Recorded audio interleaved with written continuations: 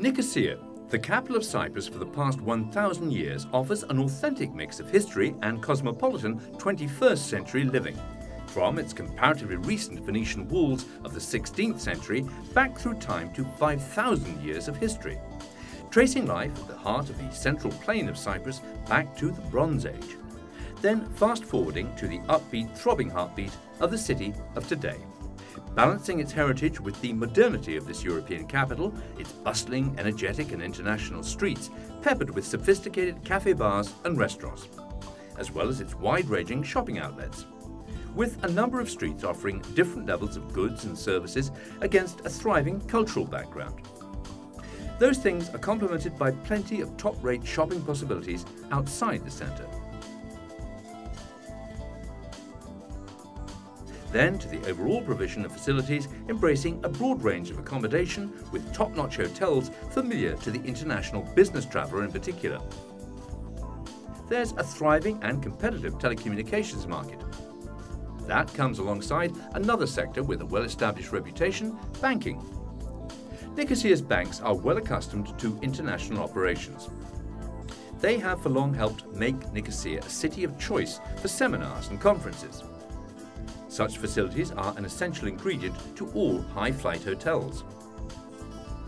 All that has been fueled by the rising prominence of the State Fair site, which hosts a wide variety of events on its extensive site, with generous conference and exhibition facilities easily accessible from the town centre.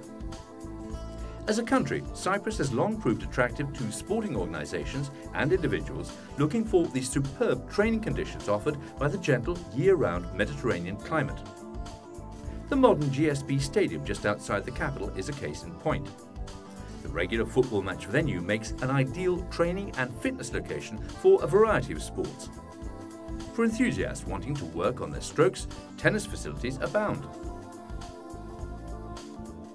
Add to that stroke practice of a different kind at the attractive swimming and diving pools. And there's an Olympic standard shooting range. You can see why international sportsmen and women of different disciplines find Nicosia a rewarding destination for sports tourism. Adding to the benefits of the sports for all visitors are the beauty spots and cultural tours, and walks in the municipal park, which offers shaded nature strolls right next to the town centre. Cultural diversity has enriched the island since at least the 7th millennium BC, and that's splendidly displayed just down the road from the park at the Cyprus Museum of Nicosia. As you enter, you immediately get a flavour of that long record, with displays of flint blades and tools from the Neolithic period of early Cyprus, with relics from long before the Mycenaean settlements on the island, along with terracotta figurines from the 7th and 6th centuries BC. Statues of the Greek king of the gods, Zeus, and the island's own goddess of love, the Cyprian Aphrodite. The exhibits continue to more recent times.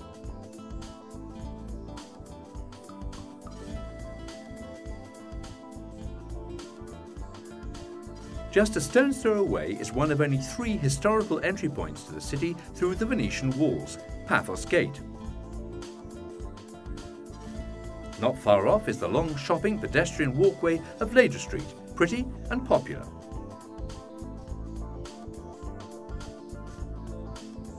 Dotted around the area, other highlights include a number of Liberty statues, including one of the country's first post-independence leader, Archbishop Makarios. That is just outside the Archbishopric, the centre of the Cyprus Orthodox Church. Within its grounds is the Iosianis Cathedral with its recently restored wall paintings depicting scenes from the Bible. Folklore is also celebrated at another of those 3 entrance points to the city, Famagusta Gate. Although just drifting around the old town, there's plenty of evidence of traditional art and crafts on show, like Laiki Yitonia, meaning people's neighbourhood, along with present-day artisan shops in the back streets, still practicing traditional handiwork skills.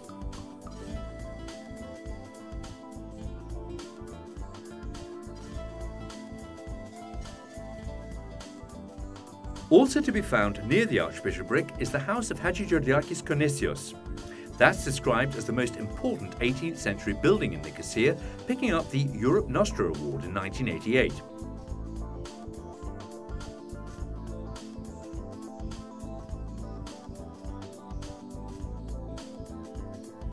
There's also plenty to see outside of town, but within the Nicosia area.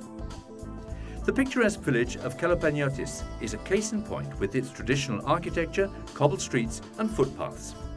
Famous for its monastery, dedicated to St. John Lampadistis. Another delightful village to pick up the atmosphere of Old Cyprus is Kakopetria on the way to the mountains. But perhaps the most enthralling offering from the hinterland is the collection of UNESCO-listed painted churches. In fact, 9 churches went on to the original UN list, with the Church of the Transfiguration of the Saviour a later addition at Palehore village. While back in town, there's still more to see on the ecclesiastical front, like the Phaleromeni Church, built in 1872, which used to be the largest in the capital.